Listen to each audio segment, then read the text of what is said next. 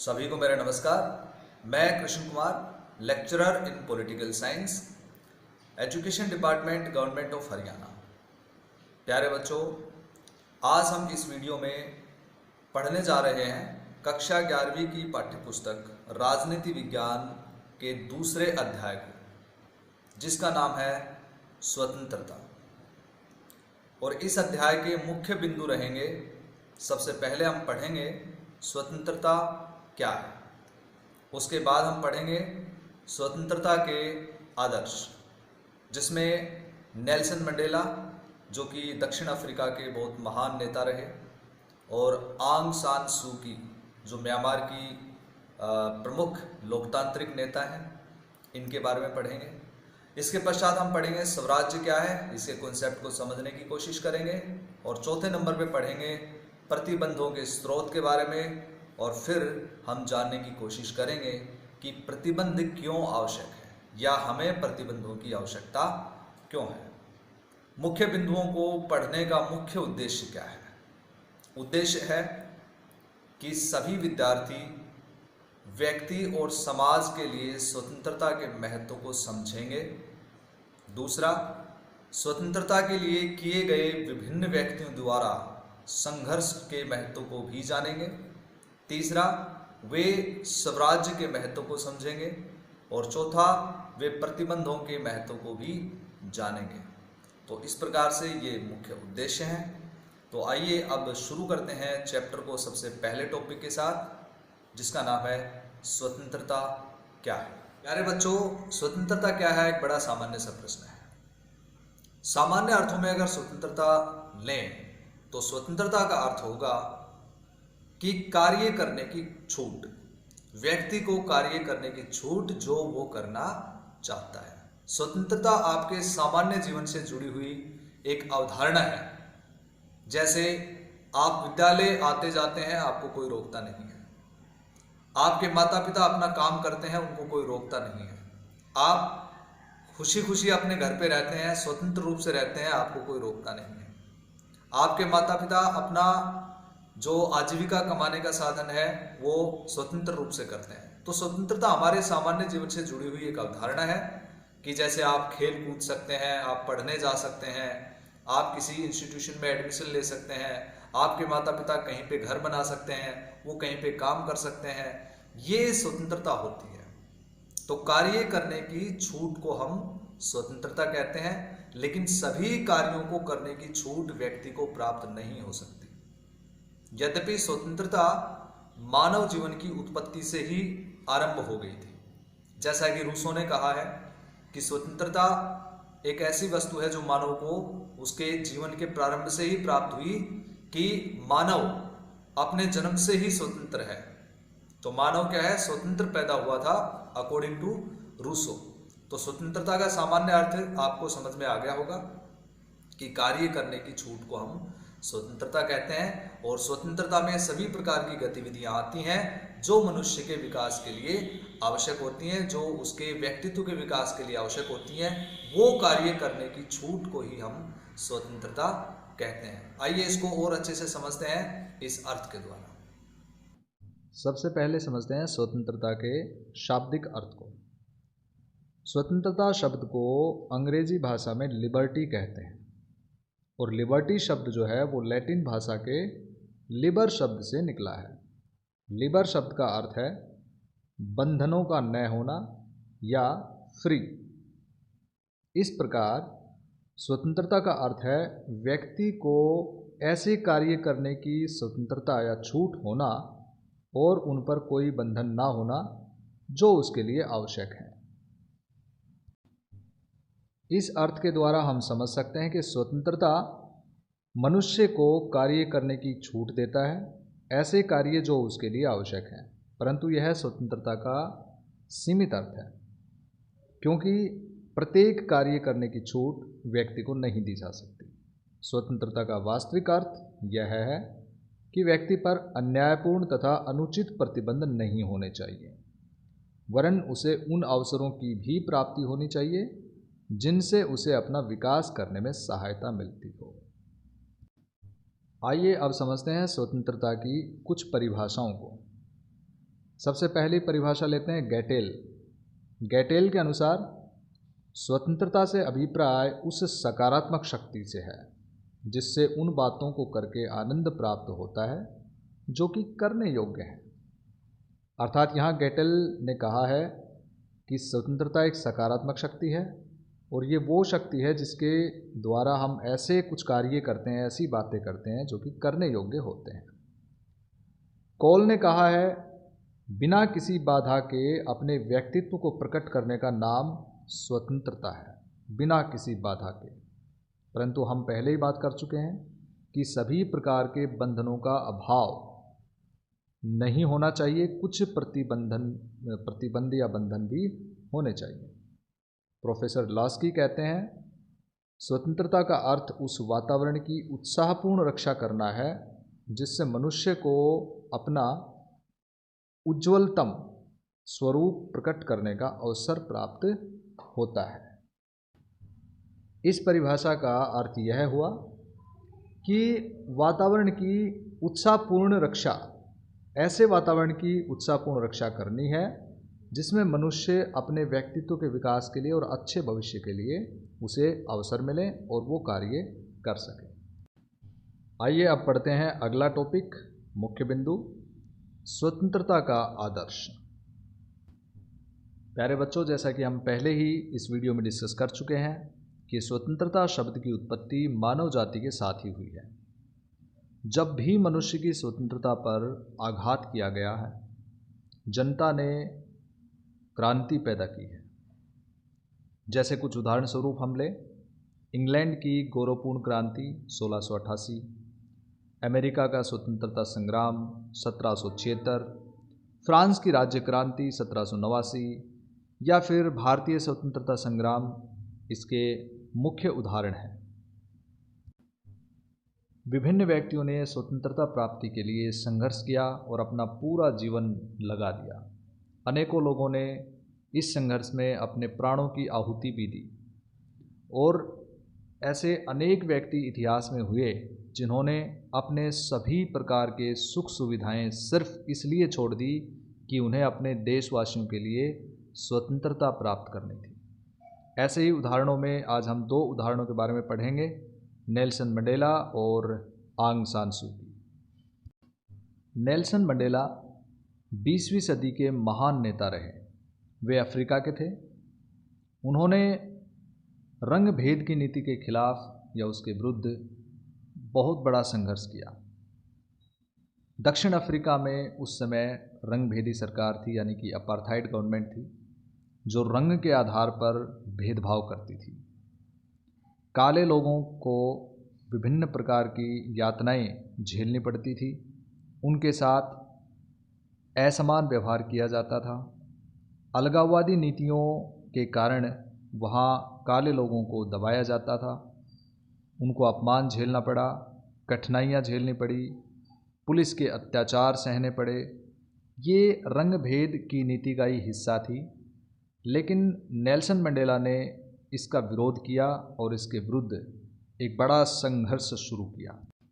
और इस संघर्ष के बारे में नेल्सन मंडेला ने अपनी आत्मकथा, अपने द्वारा लिखी गई पुस्तक लॉन्ग वॉक टू फ्रीडम, स्वतंत्रता के लिए लंबी यात्रा में लिखा है। विशेष बात यह है कि नेल्सन मंडेला का ये जो संघर्ष था, ये केवल काले या अन्य लोगों के लिए नहीं था, बल्कि श्वेत लोगों के लिए भी था। और इसी स्वतंत्रता के लिए नेल्सन मंडेला ने अपने जीवन के 28 साल जेल की काल कोठरियों में बिताए। आप सोचकर देखिए कि किसी की जवानी या यौवन किसी आदर्श के लिए, स्वतंत्रता के लिए, अगर वो इन सब को छोड़ दे तो कितना बड़ा बलिदान होता है। अपने दोस्तों के साथ बातचीत करना, अपना प्रिय खेल जो पसंद करते थे बॉक्सिंग, उसको छोड़ना, अपने पसंद के कपड़े पहनना, अपने पसंद का म्यूज़िक सुनना और इन सभी प्रकार के आनंदों को छोड़कर वो जेल में काल कोठरी में उन्होंने अपने जीवन के 28 साल बिताए। तो आप सोच सकते हैं कि नेल्सन मंडेला के लिए स्वतंत्रता कितना बड़ा आदर्श था कि जिसकी प्राप्ति के लिए या अपने देशवासियों को, सभी लोगों को दिलवाने के लिए उन्होंने कितना बड़ा बलिदान और कितना बड़ा संघर्ष किया। और उनके इस संघर्ष की बदौलत 1994 में दक्षिण अफ्रीका में रंगभेद की नीति का अंत हुआ और इस प्रकार दक्षिण अफ्रीका में एक रिपब्लिकन गवर्नमेंट या गणतंत्र और एक स्वतंत्र सरकार आई जिसने समानता को लागू किया। स्वतंत्रता के लिए संघर्ष की कहानी में एक और उदाहरण हम लेते हैं, आंग सान सू की। म्यांमार की ये लोकतंत्र के लिए लड़ने वाली नेता महात्मा गांधी जी के अहिंसा के विचारों से काफ़ी प्रेरित हैं। आज भी ये लोकतंत्र सरकार की स्थापना के लिए म्यांमार में संघर्षरत हैं। बीच में इन्होंने लोकतंत्र की स्थापना में काफ़ी सफलता प्राप्त की, लेकिन उसके पश्चात हाल ही में दोबारा से सैनिक तंत्र म्यांमार में आ गया है और आंग सान सू की को कई प्रकार के मुकदमों का सामना करना पड़ रहा है। लेकिन इतिहास इस बात का गवाह है कि उन्होंने कितना बड़ा संघर्ष किया है म्यांमार में लोकतंत्र की लड़ाई में। आंग सान सू की अपनी आज़ादी को अपने देश के लोगों की आज़ादी से जोड़कर देखती हैं। उन्होंने एक पुस्तक लिखी जिसका शीर्षक है फ्रीडम फ्रॉम फियर, यानी कि भय से मुक्ति। वे कहती हैं कि मेरे लिए वास्तविक मुक्ति भय से मुक्ति है। भय से जब तक हम मुक्त नहीं होंगे, आप गरिमापूर्ण मानवीय जीवन नहीं जी सकते। प्यारे बच्चों, ये बड़े गहरे विचार हैं जो हमसे एक क्षण रुकने और अपने निहितार्थ समझने की मांग करते हैं। सू की कहती हैं कि हमें न तो बाकी लोगों के विचारों से और न ही सत्ता के व्यवहार से डरना चाहिए। हम जो करना चाहते हैं उसके बारे में समाज के लोगों की प्रतिक्रियाओं, साथ के लोगों के मजाक उड़ाने से ही अपने अथवा मन के भय से नहीं डरना चाहिए। इसके पश्चात भी हम अक्सर भय का प्रदर्शन करते हैं। आंग सान सू की के अनुसार गरिमापूर्ण मानवीय जीवन जीने के लिए जरूरी है कि हम भय पर विजय पाएं। प्यारे बच्चों, इस प्रकार से हम देखते हैं कि आंग सान सू की ने कितना बड़ा संघर्ष किया। अपने परिवार के लोगों से भी वो कई सालों तक नहीं मिली और सैनिक तंत्र से लड़ती रही ताकि म्यांमार में लोकतंत्र की स्थापना की जा सके और सभी व्यक्तियों को स्वतंत्रता प्राप्त हो सके।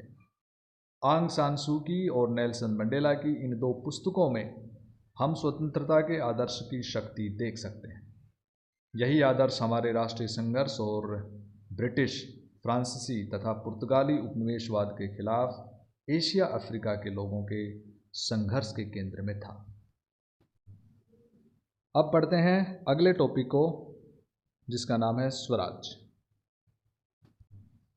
प्यारे बच्चों, हमें स्वतंत्रता की प्राप्ति 1947 में हुई, परंतु उससे पहले स्वराज्य की लड़ाई बहुत महत्वपूर्ण थी।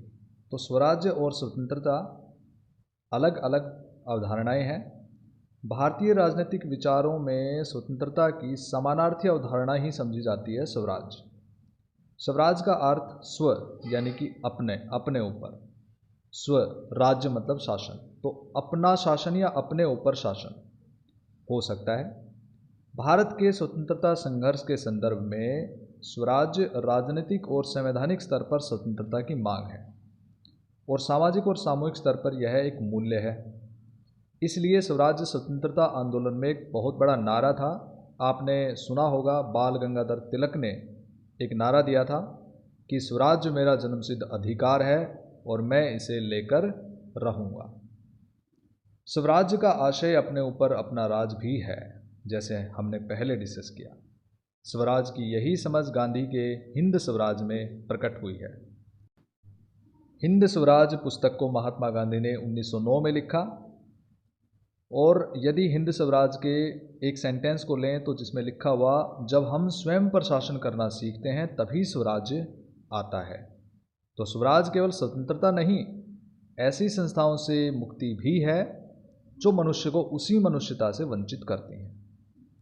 स्वराज में मानव को यंत्रवत बनाने वाली संस्थाओं से मुक्ति पाना निहित है। साथ ही स्वराज में आत्मसम्मान, दायित्व बोध जिसमें हम अपने कर्तव्यों की जानकारी प्राप्त करते हैं, और आत्म साक्षात्कार को पाना भी शामिल है। स्वराज पाने की परियोजना में सच्चे स्व और उसके समाज समुदाय से रिश्तों को समझना महत्वपूर्ण है। गांधी जी का मानना था कि स्वराज के फलस्वरूप होने वाले बदलाव न्याय के सिद्धांत से निर्देशित होकर व्यक्तिगत और सामूहिक दोनों तरह की संभावनाओं को अवमुक्त करेंगे। कहना न होगा कि स्वराज की ऐसी समझ 21वीं सदी में भी उतनी ही प्रासंगिक है जितनी कि 1909 में जब गांधी जी ने हिंद स्वराज को लिखा था उस समय थी। अगला टॉपिक है प्रतिबंधों के स्रोत। प्यारे बच्चों, हमने स्वतंत्रता के बारे में विचार किया कि बंधनों का ना होना, इसके शाब्दिक अर्थ में हमने पढ़ा था, परंतु सभी प्रकार के बंधनों का ना होना ही स्वतंत्रता नहीं है, बल्कि कुछ बंधन भी होने आवश्यक है। तो प्रतिबंधों का होना आवश्यक है एक सच्ची स्वतंत्रता के लिए। व्यक्ति की स्वतंत्रता पर प्रतिबंध प्रभुत्व और बाहरी नियंत्रण से लग सकते हैं। ये प्रतिबंध बलपूर्वक या सरकार द्वारा ऐसे कानून की मदद से लगाए जा सकते हैं कि जो शासकों की ताकत का प्रतिनिधित्व करे। ऐसे प्रतिबंध उपनिवेशवादी शासकों ने या दक्षिण अफ्रीका में रंगभेद की व्यवस्था ने लगाए, जैसे हमने अभी डिस्कस किया। सरकार की कोई ना कोई ज़रूरत हो सकती है, लेकिन सरकार लोकतांत्रिक हो तो राज्य के नागरिकों का अपने शासकों पर कुछ नियंत्रण हो सकता है। तो प्रतिबंधों के स्रोत क्या हो सकते हैं? एक ऐसी सरकार भी हो सकती है जो कि अन्यायी सरकार है या असंवैधानिक सरकार है, और ऐसी सरकार भी हो सकती है जो लोकतांत्रिक सरकार है, परंतु लोकतांत्रिक सरकार ऐसे प्रतिबंध लगाएगी जो कि सभी नागरिकों के लिए उचित प्रतिबंध हो। और अब हम पढ़ेंगे आज के वीडियो के अंतिम टॉपिक को, हमें प्रतिबंधों की आवश्यकता क्यों है। प्यारे बच्चों, स्वतंत्रता के शाब्दिक अर्थ में हमने पढ़ा था कि बंधनों का अभाव होना स्वतंत्रता है, लेकिन सभी प्रकार के बंधनों का अभाव होना या प्रतिबंधों का ना होना ये स्वतंत्रता का सीमित अर्थ या नकारात्मक अर्थ है। अगर हम वास्तविकता देखें तो स्वतंत्रता के लिए प्रतिबंधों का होना अत्यंत आवश्यक है। अब आप कहेंगे कि यदि स्वतंत्रता हमें दी गई है, कार्य करने की छूट दी गई है, तो फिर प्रतिबंध क्यों लगाए जाएं, और यदि प्रतिबंध लगा दिए जाएं तो फिर हम उसे स्वतंत्रता कैसे कहेंगे। तो प्यारे बच्चों, प्रतिबंधों का होना अत्यंत आवश्यक है। बिना प्रतिबंधों के हम स्वतंत्रता की कल्पना भी नहीं कर सकते। यदि प्रतिबंध नहीं होंगे तो जिसकी लाठी उसकी भैंस वाली जो स्थिति है वो आ सकती है। यदि दूसरे शब्दों में बात करें तो समाज में एक जंगल राज की जो स्थिति है वो उत्पन्न हो सकती है। प्यारे बच्चों, आप जानते हैं कि विभिन्न व्यक्तियों के बीच विभिन्न मुद्दों पर झगड़े होते रहते हैं। प्रतिबंधों का होना इसलिए आवश्यक है ताकि इस प्रकार के झगड़ों को रोका जा सके। जैसे हमने प्रतिबंध के स्रोत में पढ़ा कि सरकार या बाहरी प्रतिबंध जब लगाए जाएंगे तो प्रतिबंधों के स्रोत होते हैं, और वो जो सरकारें हैं, लोकतांत्रिक सरकारें हैं, वो प्रतिबंध इसलिए लगाती हैं ताकि समाज में शांति की स्थापना की जा सके और सभी व्यक्तियों की स्वतंत्रता की रक्षा की जा सके। लोगों के बीच मत मतांतर हो सकते हैं, समाज अव्यवस्था की गर्त में पहुंच सकता है, लोगों की महत्वाकांक्षाओं में टकराव हो सकता है, और लोग, आपने देखा होगा कि सीमित साधनों के लिए प्रतिस्पर्धा करते रहते हैं। समाज में असहमति उभरने के कारण अनेक कारण हो सकते हैं, और कुछ तो खुले संघर्ष के रूप में भी व्यक्त हो सकते हैं। प्यारे बच्चों, हम चारों तरफ देखते हैं कि किन किन मुद्दों पर, किन किन कारणों पर व्यक्ति लड़ते हैं। सड़क पर गाड़ी चलाते समय क्रोध में रहते हैं, पार्किंग में जगह के लिए झगड़ा, आप विद्यालय में बेंच के लिए लड़ाई कर सकते हैं, लोग ज़मीन या मकान के लिए लड़ाई कर सकते हैं, या किसी विशेष मुद्दे पर संघर्ष कर सकते हैं, हिंसा, और कई बार तो जान माल की हानि भी इसमें होती है। तो इस प्रकार से समाज पर नियंत्रण करना अत्यंत आवश्यक है। तो प्यारे बच्चों, समाज पर नियंत्रण करने के लिए लोगों की स्वतंत्रता पर प्रतिबंध लगाने जरूरी हैं। हम लोगों को उनके मन मुताबिक कार्य करने की खुली छूट नहीं दे सकते, उन पर कुछ कुछ प्रतिबंध लगाने जरूरी हैं ताकि समाज में शांति बनी रहे। तो प्यारे बच्चों, इस प्रकार हम समझ चुके हैं कि प्रतिबंधों का होना अत्यंत आवश्यक है। विदाउट बैन्स या without restrictions we can not enjoy our liberty. हम अपनी स्वतंत्रता का पूर्ण रूप से आनंद नहीं ले पाएंगे यदि समाज में प्रतिबंध नहीं होंगे। तो क्योंकि फिर उसमें ताकतवर इंसान ही अपनी स्वतंत्रता का खुले रूप से प्रयोग कर पाएगा। हालांकि महत्वपूर्ण सवाल यह है पहचानना है कि स्वतंत्रता पर कौन सा प्रतिबंध आवश्यक और औचित्यपूर्ण है और कौन सा नहीं, अर्थात कौन सा प्रतिबंध लगाना चाहिए, कौन सा प्रतिबंध नहीं लगाना चाहिए, और कौन सी सत्ता औचित्यपूर्ण यह कह सकती है कि क्या किया जा सकता है और क्या नहीं, और क्या हमारे जीवन के कुछ क्षेत्र और कार्य ऐसे हैं जिन्हें सभी बाहरी प्रतिबंधों से मुक्त छोड़ दिया जाना चाहिए। इन सब सवालों के जवाब के लिए आपको स्वतंत्रता के बारे में और व्याख्या करने की आवश्यकता है और समझने की आवश्यकता है, जो हम अगले वीडियो में समझेंगे। आइए अब पढ़ते हैं स्वतंत्रता के बारे में नेताजी सुभाष चंद्र बोस के विचार। 19 अक्टूबर 1929 को लाहौर में एक छात्र सम्मेलन में उन्होंने एक भाषण दिया, अध्यक्षीय भाषण दिया। उसके कुछ अंश यहाँ पे हम पढ़ते हैं। उन्होंने कहा, यदि हम विचारों में क्रांति लाना चाहते हैं तो सबसे पहले हमारे सामने एक ऐसा आदर्श होना चाहिए जो हमारे पूरे जीवन को एक उमंग से भर दे। यह आदर्श स्वतंत्रता का है। लेकिन स्वतंत्रता एक ऐसा शब्द है जिसके बहुत सारे अर्थ हैं। हमारे देश में स्वतंत्रता की अवधारणा विकास की एक प्रक्रिया से गुजरी है। स्वतंत्रता से मेरा आशय ऐसी सर्वांगीण स्वतंत्रता है जो व्यक्ति और समाज की हो, अमीर और गरीब की हो, स्त्रियों और पुरुषों की हो तथा सभी लोगों और सभी वर्गों की हो।